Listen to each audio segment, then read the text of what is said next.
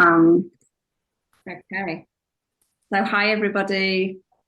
Welcome to our first series of a live session to talk about trauma-informed care in children's residential services. And today we've got Karen Jackson with us. Amazing individual working with Salutem to support the children's division in implementing trauma-informed practice. And we're going to talk about things really real, about their journey of implementing trauma-informed practice, upskilling their staff to become trauma-informed practitioners, and the impact this has. So to kickstart this, Karen, tell us about Salutem, the children's division, and your role within. The pressure of you calling me amazing. Thank you very much, Asha.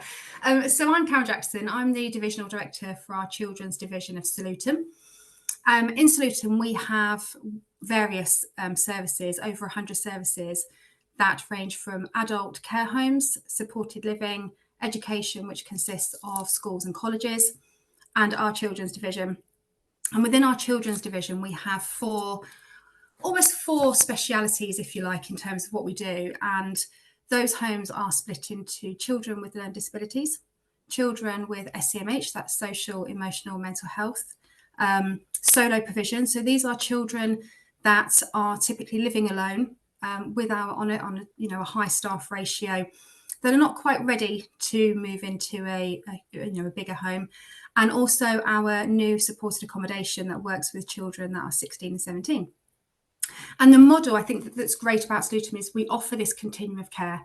So the idea being that a child can come in with us at a very early age, and we will help them to create that pathway. So what's really important to us is understanding that our children that have come to us have possibly been moved various times between foster settings, children's homes, different family members, and every time they create that local link, either that social, their social networks, their education facilities, and then they get moved again. And we're really keen and really passionate to ensure that we minimise that as much as possible. So within the Salutem portfolio, if you like, and certainly within the children's division, we are able to transfer a smooth transition of care and transfer our children to a more appropriate environment.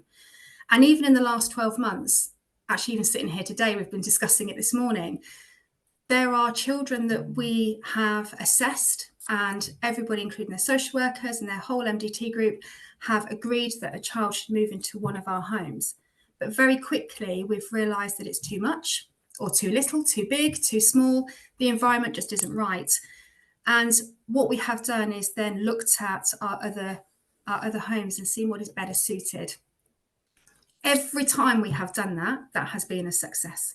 And that's every time. And we are now actually talking about one of our young ladies this morning who is currently in a solo provision, who has done so remarkably well with her and her team that now the social worker is thinking about what next for her. And we are looking at one of our other provisions for her to have a very planned, smooth transition where some of her staff will go with her for those initial stages into that next setting. So it means that she can keep within her education, she keeps within all of her social links, she's made friends around there. She knows the environment, she knows the area, she feels safe, she trusts it, she knows where we are. That's the best result we could ever have. And we are really passionate about, and really that's our kind of superpower, if you like, in terms of what we want to give and offer to all of our children. And tell us about your role. What do you do? And Good question. Every day is a different day. So yesterday, just to give you an example, I travelled a very horrible weather journey, but to go and see two of our homes, meet our new manager, our new PBS specialist, and look and listen to what's needed, really. What do they need? What are their children needing? What are the staff team needing? So that was kind of yesterday, and had a really good day, actually, really listening to one of our children that we moved from our 4-bed SEMH home into a supported accommodation home. And he is loving it. You know, he's living his best life there. And that just shows you, what can happen in a year for him. So part of my role and part of my involvement in that is looking at what we need for our children, whether that be for our recruitment. So we're looking at our recruitment strategy. How are we attracting people into working with our children? And certainly through COVID, and anybody in this industry will know, COVID took a lot of people away from this industry. It's been very hard to attract those people back. We are doing it, and it's great. And the industry, you're seeing those people coming back, and it's brilliant. But there's still a lot of work to do. So we look at my job is looking at how can we do that, and how can we really invest and give the staff team that confidence and those skills to really support those children. It's a hard job. This job is hard, and it's emotional. And every week there's probably tears shed, of the things that we hear and the things that we do, because it's real life. So I'm really, really high and big on kind of investing in our staff team.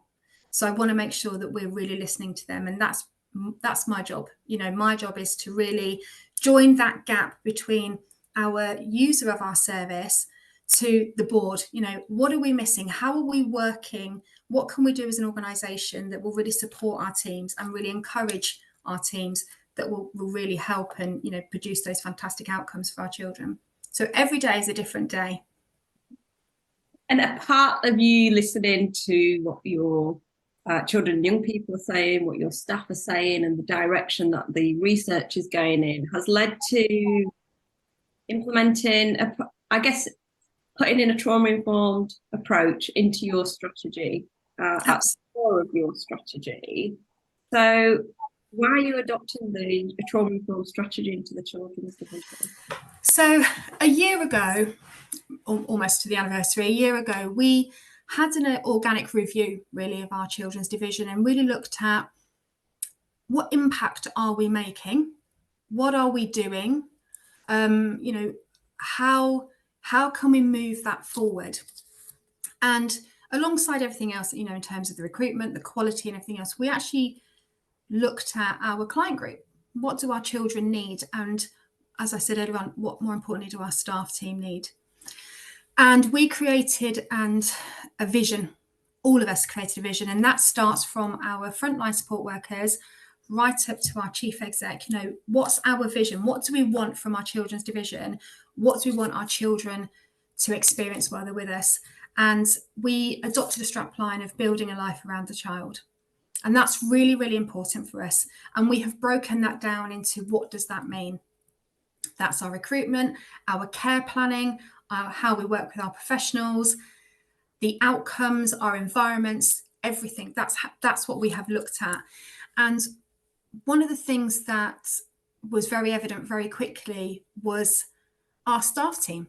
Our staff team are those people that go out there and deliver that can be physically and emotionally exhausted every single day.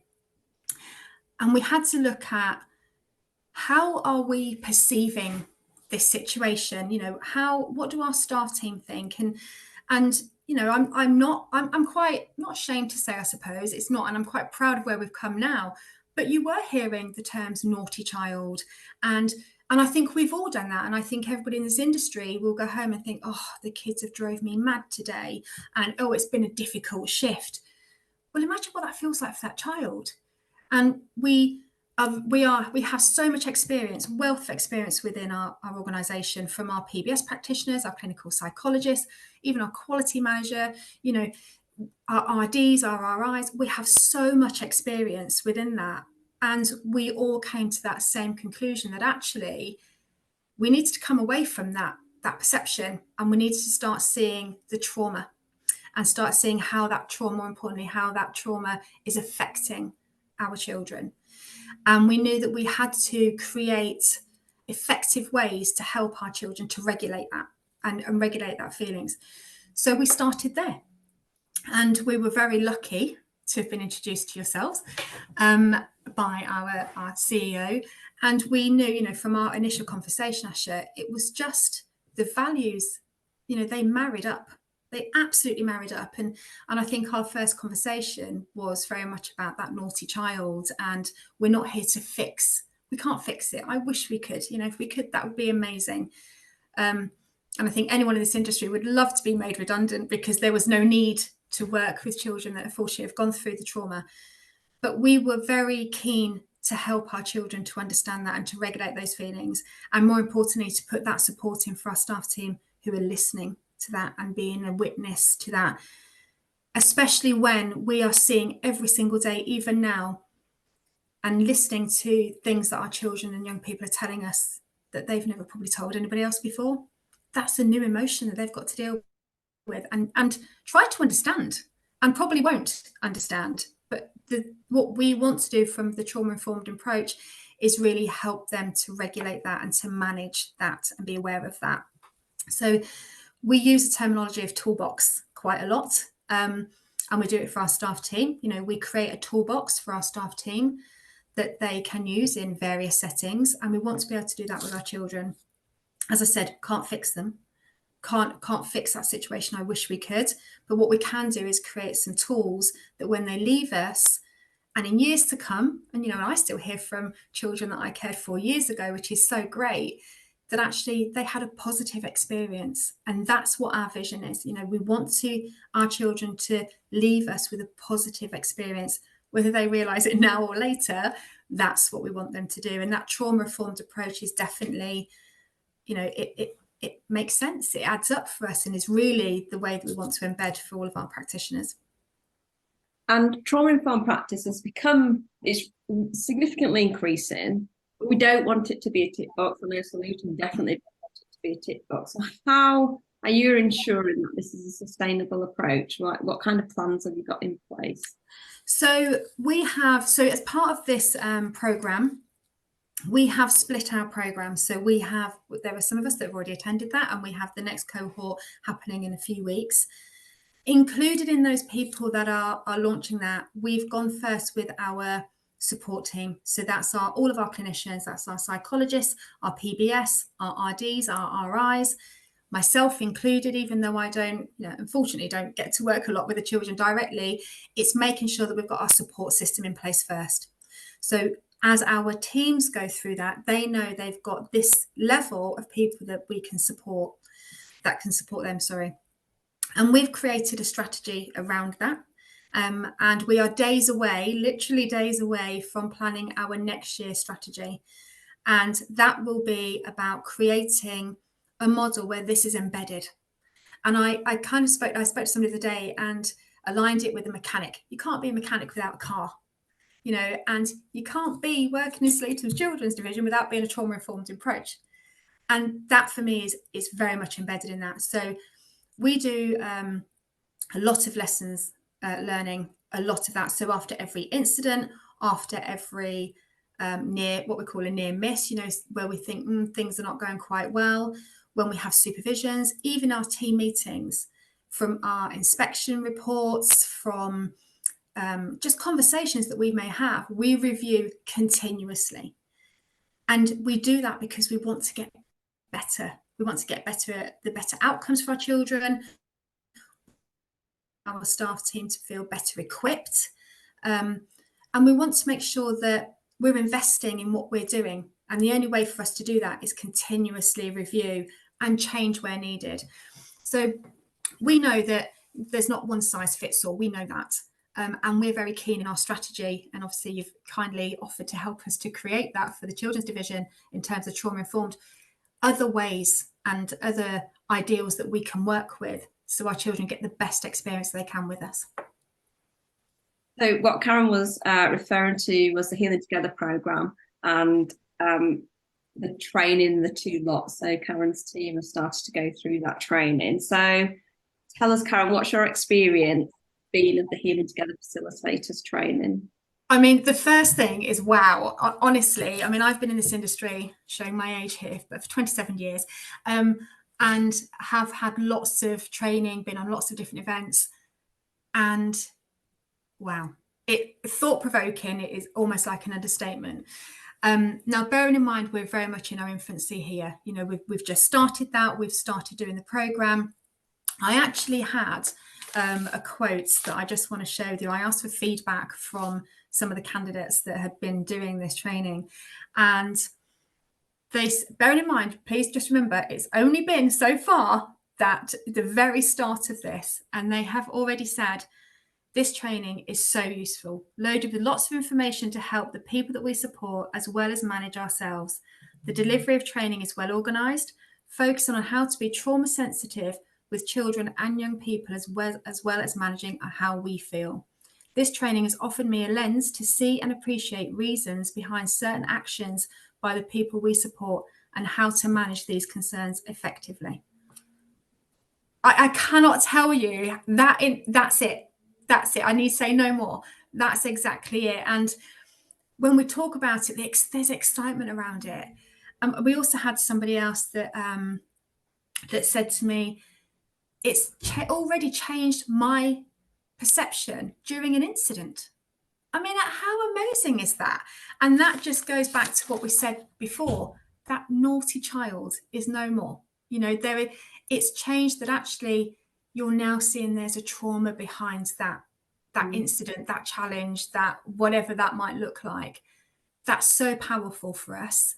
And that's what we want to embed. That's exactly what we want to keep doing, and just getting bigger and better at it. And 100% of developing their ability to look at things different. So you're developing their psychological mindedness, which has an impact on all the work that they do, whether they're delivering the program or not, whether they're having a chat with a young person, whether they're thinking about the environment that they're in. So the impact of the training isn't just about that one-to-one work with the children or the group work, it's actually about their practice. Absolutely. And even, you know, the lessons learned exercise that we complete has changed. I'm not fortunate enough to get involved in them. I'm reading about them, and you can see, you're looking at them going, wow, that's a completely different mindset to that. I mean, you know, I'm very biased, but the team that works within the children's division are excellent. Every single one of them are excellent. And what they do every day is amazing. And every day I get to hear these fantastic stories and outcomes and activities that are happening and responses. But this just takes that to that different level. It allows our staff team to continuously educate themselves, allows them to be different, better practitioners. And that's what we want for any child, you know, any child in any of these situations, whether it be in Salutem or another organisation. That's what we want. We want the best people with the best toolkit to help children create their toolkit. And this is that, you know, this is doing exactly that. And I know as well, in terms of the impact that'll have on their mental health and well-being, that because they care about the children, so now they're equipped as well with the knowledge, the resources, the ongoing support, that they're not scrambling around or trying to think about things, that they've actually got a holistic support around them. Absolutely. And even that itself actually changed our practice. So when we attended the training, we now have like a group chat kind of thing going on, and the staff team was saying actually what that's meant for them and what that has now meant, how they will work with their children going forward. And that's now changed our practice. So before, our debrief following an incident or, you know, whatever has happened possibly wouldn't happen till the end of that shift. So if you're on an 8-hour shift and that incident happened within the first hour, you've got all day to hold on to that emotion. That's really has changed our practice. So now we've changed how our days, you know, how we now run our shifts and how we now manage our days and how we manage and kind of support our staff team following an incident. That's changed. And all because of this. And it really is about saying, okay, that may have also brought up some things for you as a staff member.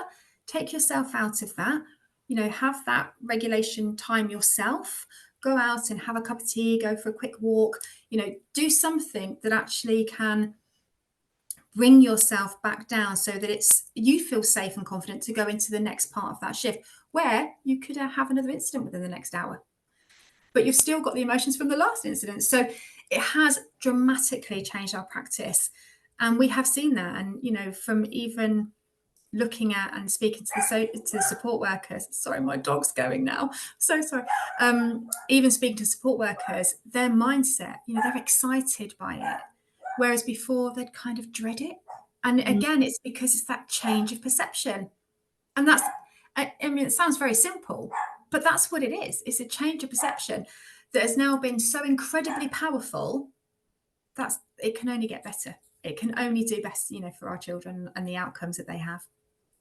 And I want to share an important observation that the training is amazing and the program and the whole holistic, but this only works if you as an organization, if you as a people are ready to accept it, to reflect upon your own practice, to embrace it. If you don't do that, then actually it doesn't do the magic that you want. And you as an organization, you and your team, and the process that you went through of identifying who should go on the training and their commitment to it as well, means that actually their buy-in and their motivation, the energy, the excitement is what then turns it into practice. Definitely. And it is that, like you say, it's absolutely that, almost that buy-in, because we are asking people to do something that actually might put them in a position of feeling quite challenged. So we had to be quite selective. And my advice would be for anybody who's considering this is really speak to the experts. And those people are the ones that are working with your children. Be ready as an organization.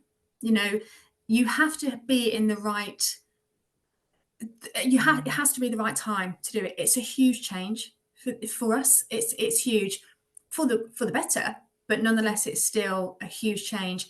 And I have that support from my group exec, from my SLT colleagues. I have that. So if I'm struggling, I have that, and that's important. The RDs and our clinical team, they have that support from one another if they're also struggling with that.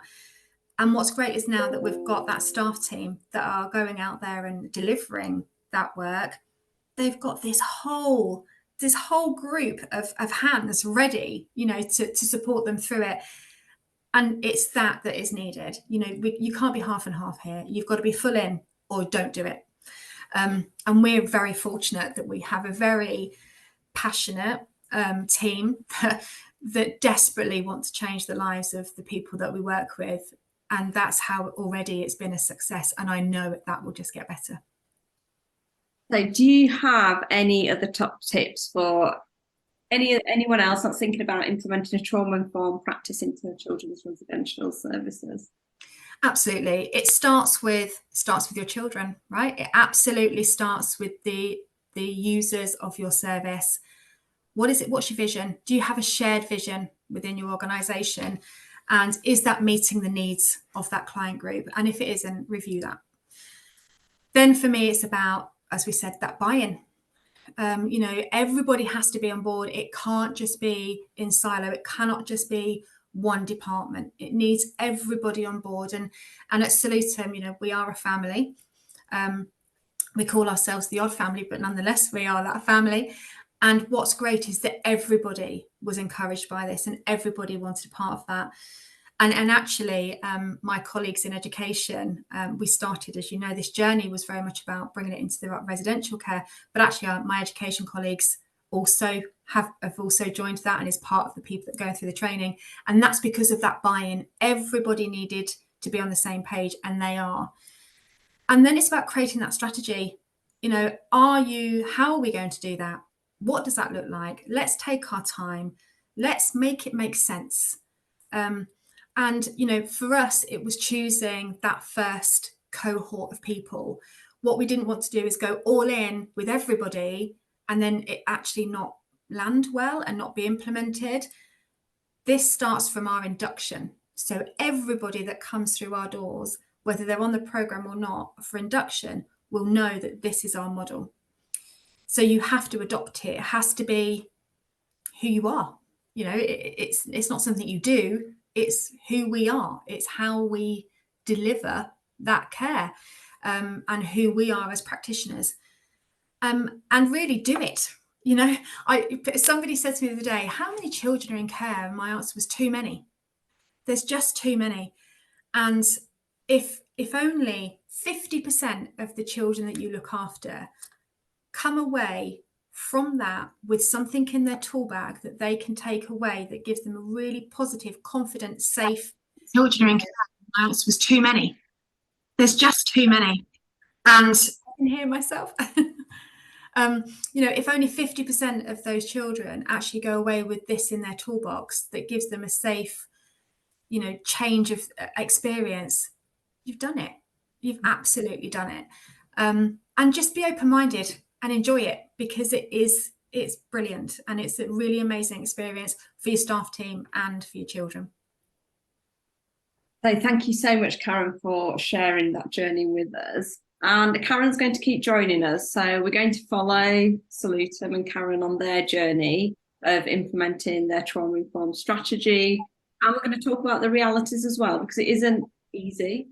It does come with challenges. Not everybody's always on board all the time, and that's normal, because everybody's different and come with their own life experiences, and there'll also be challenge as well. So the training is also challenging, particularly if you've got your own experiences of trauma, which typically does happen in the care sector, and that's why people gravitate to this line of work, because they want to help, they care for the young people, but also they go on a journey themselves.